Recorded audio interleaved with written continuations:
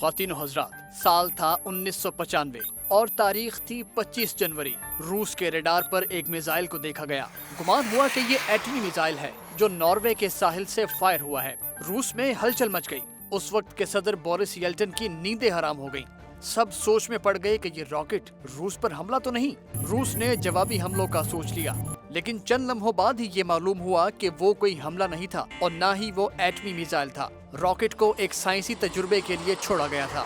ख्वातीन हज़रात, ये वो गलती थी कि अगर रूस कर बैठता तो शायद आज नॉर्वे का नामो निशान ना होता, दुनिया में न्यूक्लियर जंग शुरू हो जाती। ख्वातीन हज़रात, इस वीडियो में हम आपको उन गलतियों का बताएंगे जिनकी वजह से न्यूक्लियर वॉर होते होते रह गई।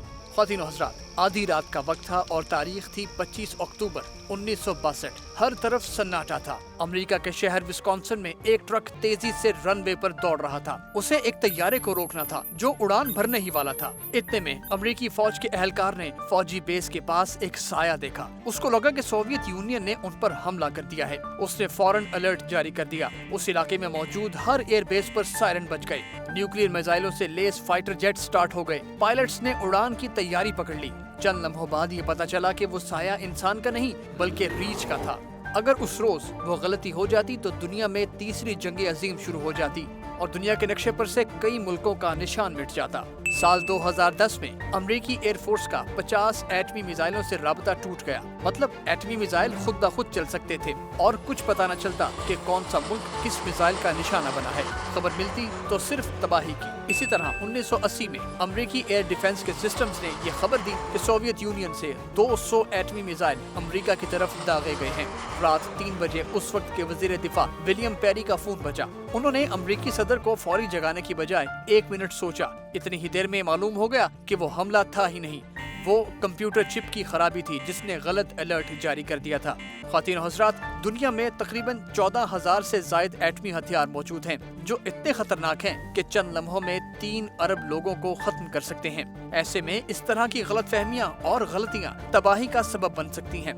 जैसा कि सन 1958 में अमेरिकी रियासत साउथ कैरोलिना में अमेरिकी एयरफोर्स के तैयारे से हादसाती तौर पर 3.5 टन वजनी एटम बम एक घर के लॉन में गिर गया। खुशकिस्मती से उस बम से ताबकारी नहीं निकली, सिर्फ उसकी आवाज और वाइब्रेशन से पालतू जानवर हलाक हो गए थे।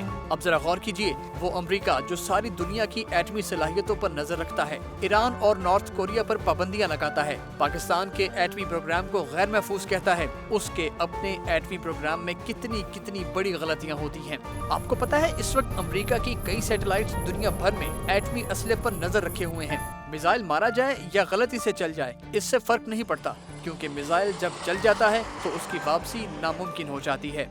दोस्तों, एटमी हथियार एक्टिवेट करने का कोड एक ब्रीफ केस में होता है और उसे न्यूक्लियर फुटबॉल कहते हैं। रूस और अमेरिका के सदर न्यूक्लियर फुटबॉल हर वक्त अपने साथ रखते हैं। ख्वातीन हज़रात, जरा सोचिए, वो न्यूक्लियर सिस्टम जो चंद लम्हों में दुनिया को तबाह कर सकता है, वो इंसानी गलती से भी एक्टिवेट हो सकता है और टेक्नोलॉजी की गलती की वजह से भी। और गलती किसी की भी हो, वो गलती ही होती है। कुछ लोगों का ये मानना है कि एटमी हथियार एक्टिवेट करने का फैसला किसी एक शख्स का नहीं होना चाहिए और ना ही सिर्फ अलर्ट की बुनियाद पर तैयार हो जाना चाहिए, क्योंकि अलर्ट गलत भी हो सकता है, जैसा कि माजी में हो चुका है। इस वीडियो को लाइक और शेयर कीजिए। देखते रहिए एक्सप्लेनर उर्दू।